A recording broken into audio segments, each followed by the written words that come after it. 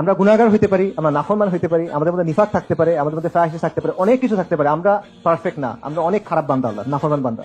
কিন্তু আমরা ইসলাম কখনো ছাড়বো না ইনশাআল্লাহ। আমরা শরিয়া কখনো ছাড়বো না।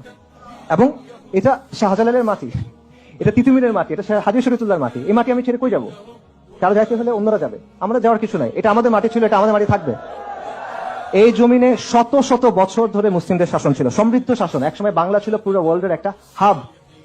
এবং আগ্রাসী শত্রু এবং শোষণের বিরুদ্ধে বারবার রক্ত দিছি আমরা। এবং উম্মার মধ্যে এখনো পর্যন্ত সবচেয়ে বড় এথনিক গ্রুপগুলোর লিস্ট করেন, বাঙালি মুসলিম তার একটা, বেঙ্গল মুসলিম, বাঙালি মুসলিম, বাংলাদেশের মুসলিম, যা ইচ্ছা বলেন, আমরা সেই গ্রুপের একটা।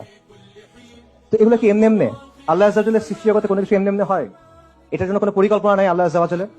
এইখানে আপনি আসেন, আমরা কথাবার্তা বলতেছি, এই রিয়েলাইজেশন গুলো আমাদের হচ্ছে, এটার কোনো তাৎপর্য নাই? আল্লাহর কাছে এগুলোকে আমরা জবাব দিতে হবে না? তো কারো মাটিতে বসবাস করি না। এবং এই দিন যেমন আমার, এই জমিনও আমার। এই দিন যেমন আমার, এই জমিনও আমার। আমার দিন, আমার জমিন। আমার দিন, আমার জমিন। আলাইসাল্লাহু বিআহকামিল হাকিমিন। তাকবীর, তাকবীর, তাকবীর। আল্লাহুম্মা সাল্লি ওয়া সাল্লিম আলা নাবিয়িনা মুহাম্মদ।